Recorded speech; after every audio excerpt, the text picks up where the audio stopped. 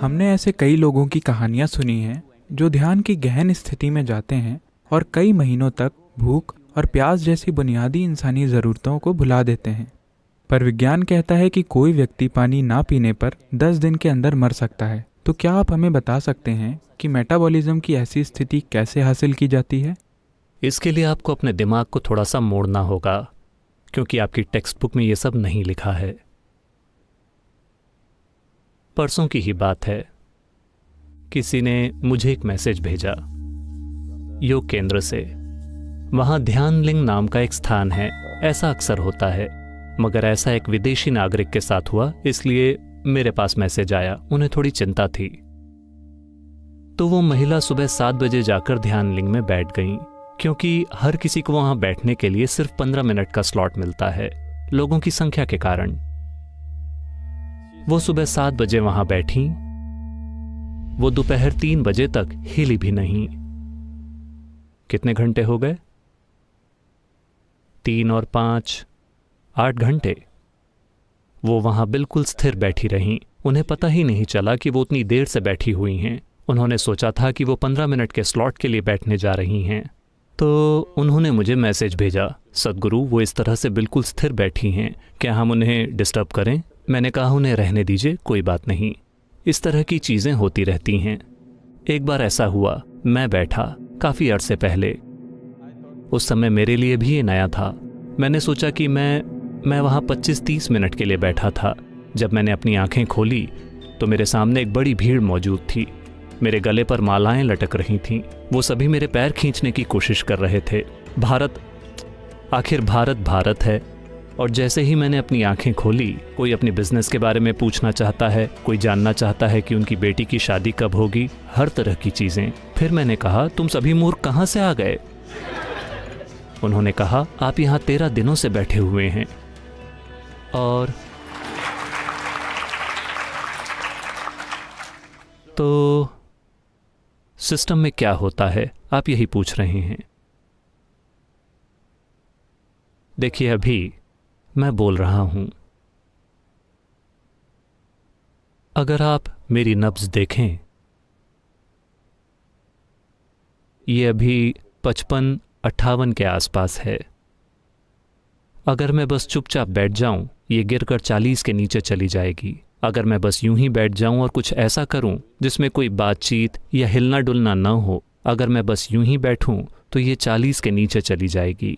अब ये आराम में है। ये अंदर कोई गैर ज़रूरी टकराव पैदा नहीं करेगा। तो ये जिस मात्रा में ऊर्जा की खपत करता है वो बहुत कम है। आप सभी मेडिकल स्टूडेंट्स हैं, आपको ये पता है कि शरीर में ऊर्जा की 20% खपत हमारे दिमाग में होती है।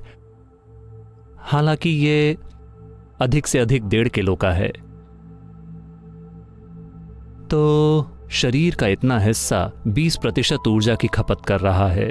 शरीर का इतना हिस्सा सिर्फ 80% की खपत कर रहा है। अगर आप वजन में इसकी और इसकी तुलना करें तो ये 50 गुना अधिक या उससे भी ज्यादा है।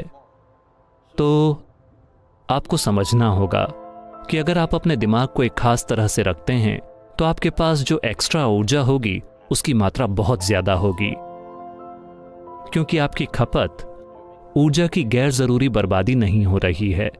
यह बात हर सिस्टम के लिए सच है, चाहे वो एक कार हो, एक मशीन हो या कुछ भी हो।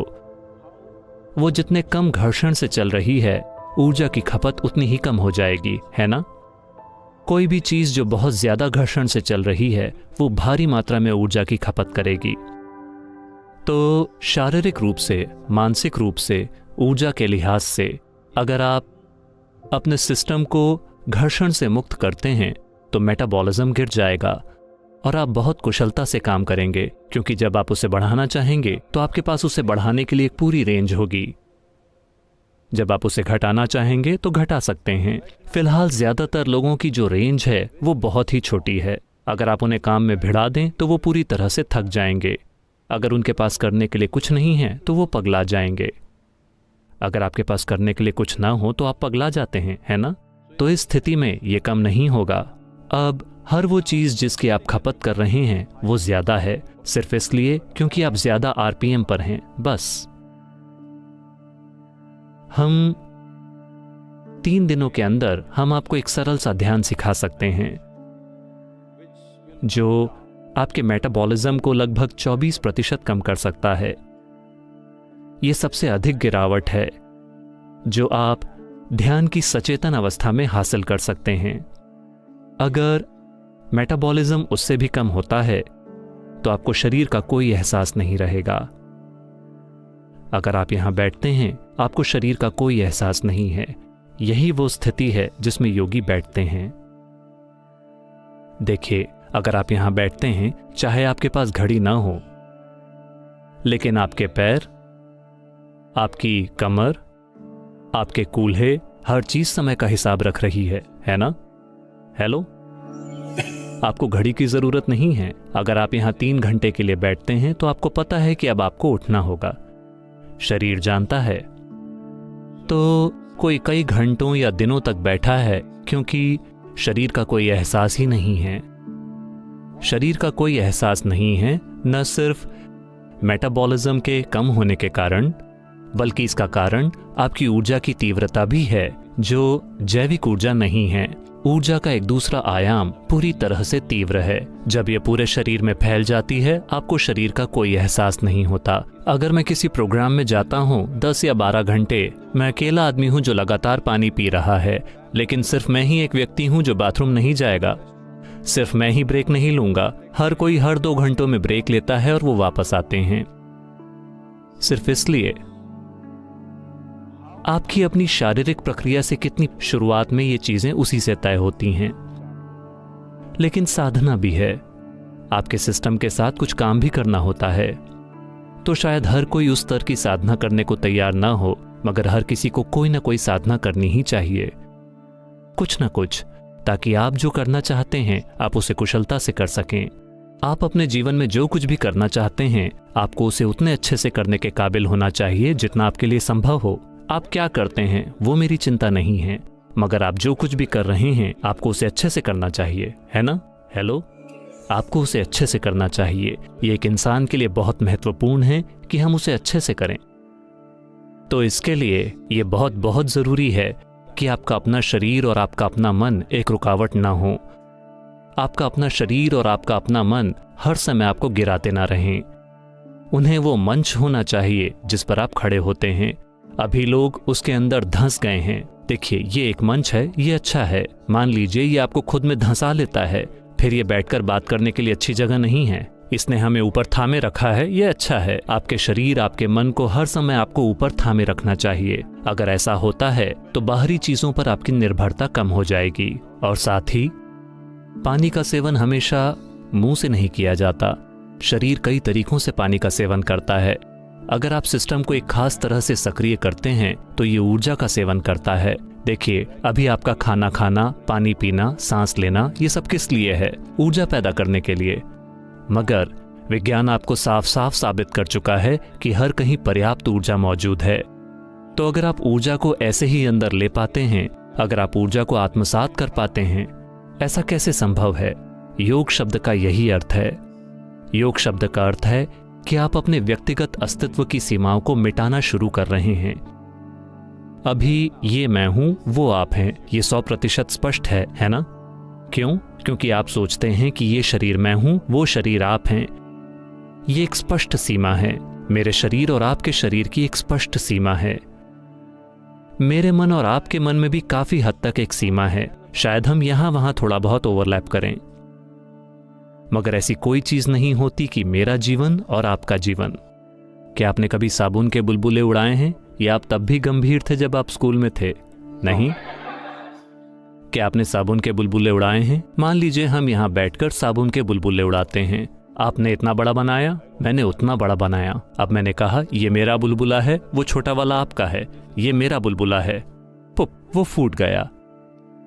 अब मैं ये नहीं कहूंगा कि ये मेरी हवा है, वो आपकी हवा है। जीवन ऐसा ही है। ये एक जीता जागता ब्रह्मांड है। थोड़ा आपने पकड़ा, थोड़ा मैंने पकड़ा। आप कितना पकड़ते हैं, यह आपके अस्तित्व की अहमियत और गुणवत्ता को तय करेगा। मैं चाहता हूं कि आप इसे साफ साफ समझें।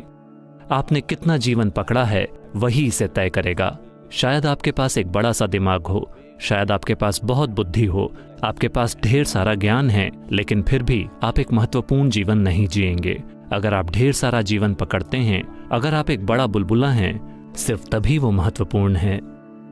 अगर आपका शरीर बहुत बड़ा है तो शायद दूसरे लोग आपको देखकर कहें वो बहुत बड़ा है, मगर आपके अंदर वो आपका अनुभव नहीं होगा। अगर आपके पास एक बड़ा दिमाग है तो लोग सोचेंगे अरे वो बहुत स्मार्ट है, मगर आपके भीतर आपके पास एक महत्वपूर्ण जीवन नहीं होगा।